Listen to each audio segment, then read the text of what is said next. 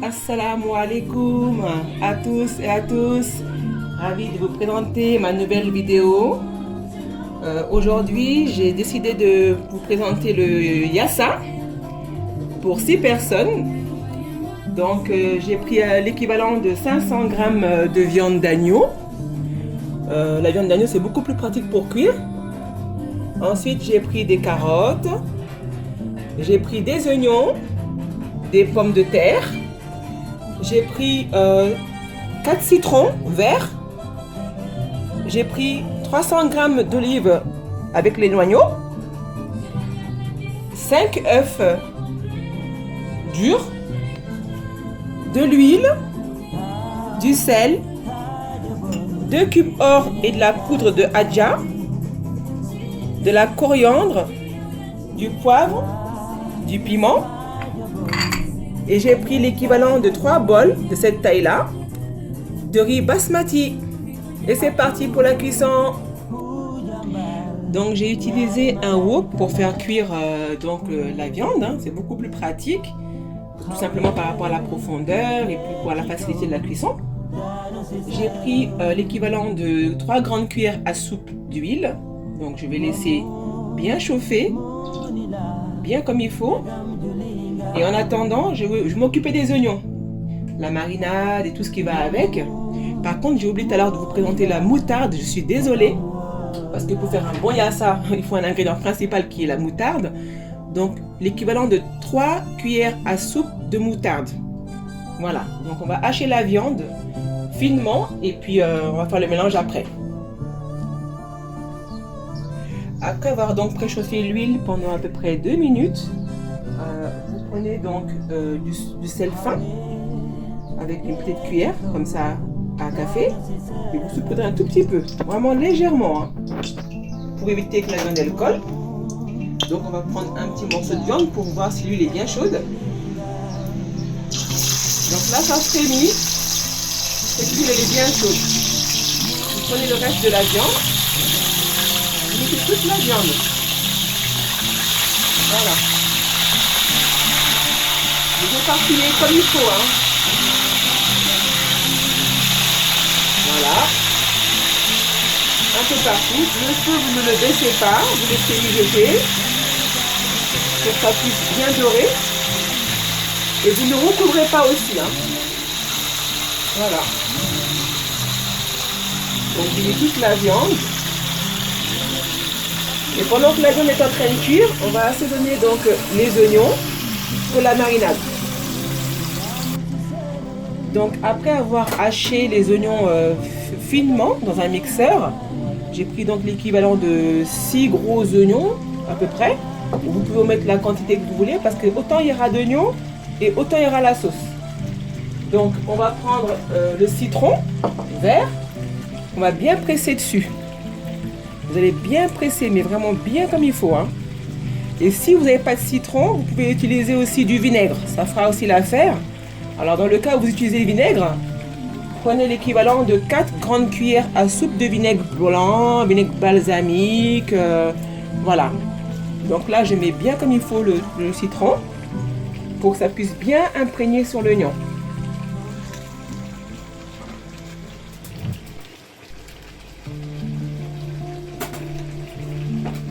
Donc j'ai fini de mettre les oignons, le citron dans les oignons, désolé.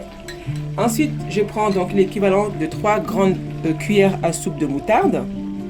Vous pouvez en prendre aussi 2, mais c'est juste pour vraiment que les oignons puissent être ramollis plus rapidement. Ensuite, vous allez prendre donc du cube or. Cette fois-ci, j'ai utilisé le cube or hadja. Donc je vais juste l'écraser comme ça. Voilà. Vous allez ensuite prendre un peu de poivre, quelques pincées de poivre. Je vais en mettre vraiment un tout petit peu. Voilà. Si vous pouvez doser avec la cuillère à café, c'est beaucoup plus simple. Comme ça vous évitera d'en mettre partout. Vous pouvez en mettre à peu près 2 cuillères à café. Là, j'ai utilisé donc de la coriandre. Mais on peut prendre aussi de l'herbe de Provence. Pareil, vous saupoudrez un peu. Vous pouvez prendre aussi, pour éviter de mettre trop de coriandre ou trop d'herbe de Provence, 3 cuillères à café d'herbe de Provence ou de coriandre. Ensuite, vous mélangez le tout. Mélangez bien pour que tout puisse bien être pris. Parce que pendant que la viande elle cuit, les oignons, eux, doivent être marinés de manière à être, on va dire, mou. Comme ça, au moment de la cuisson, la sauce, ça sera beaucoup plus pratique et beaucoup plus bonne en fait. Donc voilà, j'ai mélangé le tout. Donc après avoir vraiment tout mélangé, c'est un bon mélange, vous allez avoir cette présentation là, donc des oignons un peu en morceaux mixés, hein, voilà, et vous laissez reposer au réfrigérateur environ 10 minutes. Donc là on voit que la viande commence à dorer. J'ai rien rajouté depuis le départ, je n'ai pas recouvert non plus, donc il y a eu du jus qui est monté tout seul, hein. Donc à ce niveau-là, vous pouvez rajouter l'équivalent d'un verre d'eau pour que la viande cuise plus rapidement. Et ensuite, vous recouvrez. Donc vous utilisez un verre type choc, hein, ou un verre comme ça, de cette taille-là. Vous remplissez comme ça, voilà, et vous recouvrez la viande. Ça cuira beaucoup plus rapidement, hein. Et là, je recouvre. J'ai pas assaisonné ni de sel ni de poivre, je le ferai un peu plus tard. Et on laisse mijoter à peu près pendant 15 minutes. Donc au bout de 15 minutes, on va voir si l'eau a diminué ou pas. Voilà, donc l'eau est à peu près au-dessus, juste au-dessus de la viande. On va remuer un tout petit peu. Voilà, on voit qu'il reste encore du bouillon au fond. Voilà. Et à ce stade-là, vous baissez le feu. Vous baissez le feu au niveau moyen. Alors, après avoir coupé les carottes et les pommes de terre, j'ai pas donné la quantité parce qu'on peut mettre autant de carottes et de pommes de terre qu'on veut. Donc moi j'ai pris à peu près 3 carottes et 3 grosses pommes de terre, je crois, ou 4, je me rappelle plus. Mais en tout cas, faites le choix que vous voulez. Donc je mets tout dedans. Voilà, je plonge les carottes et les pommes de terre. Tout dedans. Voilà. Et là, vous pouvez assaisonner. Donc pour l'assaisonnement, vous utilisez le deuxième morceau de adja qui restait. Vous le laissez juste plonger comme ça sur le côté ou au milieu. Vous rajoutez l'équivalence de 4 cuillères de sel à café que vous saupoudrez. Mais pas entièrement, hein, vraiment, vous voyez. Sinon ça va être trop salé.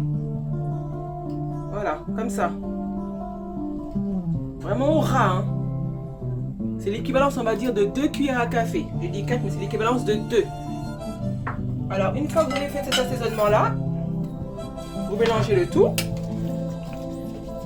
Vous laissez toujours le feu au niveau moyen. Voilà, tout est bien mélangé.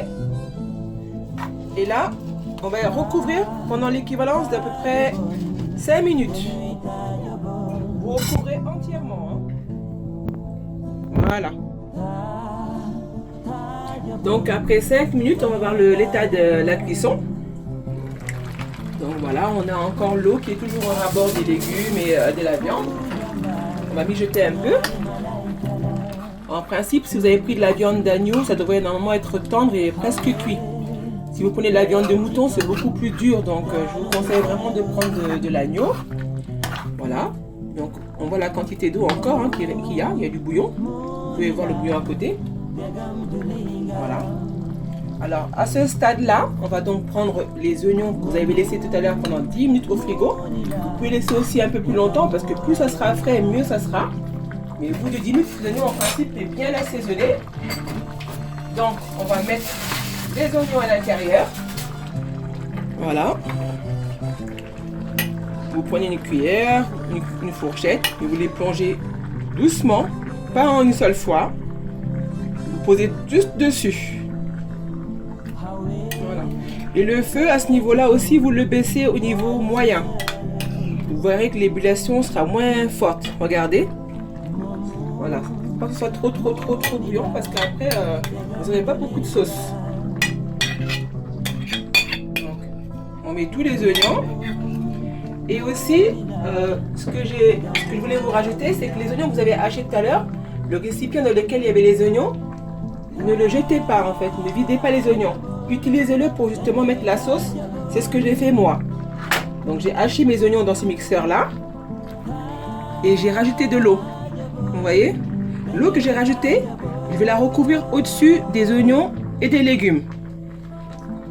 Donc, comme ça.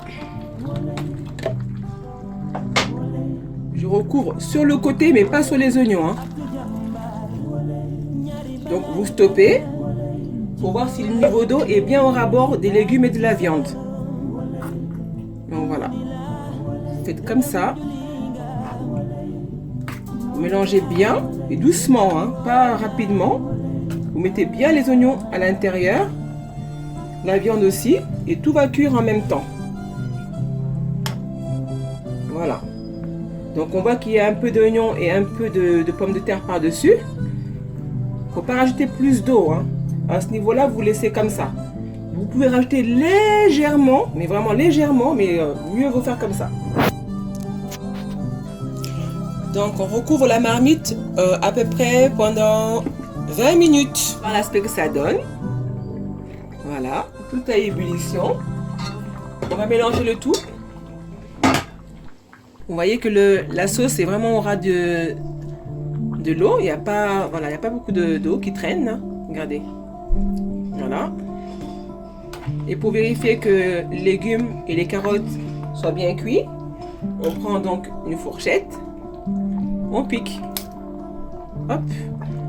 La pomme de terre n'a pas ça piquer. Hein. Eh ben si. Donc on va piquer la pomme de terre. Voilà, ça rentre bien à l'intérieur. Pareil pour les carottes. Voilà, on voit que ça rentre bien aussi. Donc ça veut dire qu'à ce moment-là, on peut mettre les olives. Voilà, les olives en entier. On va parsemer. Voilà. Vous goûtez aussi de temps à autre pour voir si c'est bien assaisonné. Vous prenez donc une cuillère ou une louche comme ça. Et puis vous goûtez. Vous verrez s'il manque du sel, du poivre ou du cube or. Et si ça manque un peu de sel, vous rajoutez au moins l'équivalent de 2 cuillères à café de sel. Et là, tout à l'heure, j'avais proposé le piment. Donc c'est du piment en poudre. Vous pouvez utiliser le piment aussi entier, le piment entier. Donc une fois que vous avez mis les olives, vous pouvez soit rajouter du piment en poudre, que vous parsemez légèrement sur le côté. Comme ça vous avez la visibilité de la quantité. Soit vous prenez un piment entier et vous le mettez juste au milieu de la marmite pour que ça cuise. Donc là j'ai juste mélangé sur le côté. Et en principe ça va se diffuser dans la marmite. Et à ce stade-là, je vais recouvrir et laisser mijoter l'équivalent de 15 minutes. Et pendant que cette sauce elle cuit, on va préparer le riz au cuiseur de riz ou dans une marmite classique pour faire un riz blanc type basmati. Donc là, j'ai commencé à le laver et je vais le faire cuire dans un cuiseur de riz. Et on va patienter. Au bout de 20 minutes, on va voir l'aspect que ça donne. Hein? Donc vous voyez, j'ai tout couvert hein, depuis le départ, au début. Donc, il y a toujours de l'eau qui reste au-dessus de la marmite parce que tout au long de la cuisson, il faut tout le temps vérifier qu'il y a de l'eau. Si vous remarquez qu'il n'y a plus d'eau ou que l'eau a vraiment baissé, n'hésitez surtout pas à en rajouter un peu parce que ça risque sinon de coller. Et là, la quantité d'eau que j'ai rajoutée donc tout à l'heure quand j'ai mis donc les oignons, les pommes de terre, les carottes et tous les ingrédients, eh ben, c'est la même. Sauf que j'ai baissé le feu. Voilà. Donc en principe, à ce stade-là, tout est bien cuit. Je ne vais pas trop remuer pour éviter d'écraser les légumes. Et si à ce moment-là, vous voyez qu'il manquait de la cuisson, n'hésitez pas à laisser encore mijoter et de vérifier avec la fourchette l'état des pommes de terre et des carottes. Voilà. Et à côté, vous voyez qu'il y a le riz qui est en train de cuire. Donc le plat est presque fini. Donc après quelques heures de cuisson, je vous propose et je vous présente le yassa à la viande et aux olives. Vous pouvez vraiment rajouter donc le piment vers la fin et de la rhum magie aussi. Et je vous souhaite un bon appétit.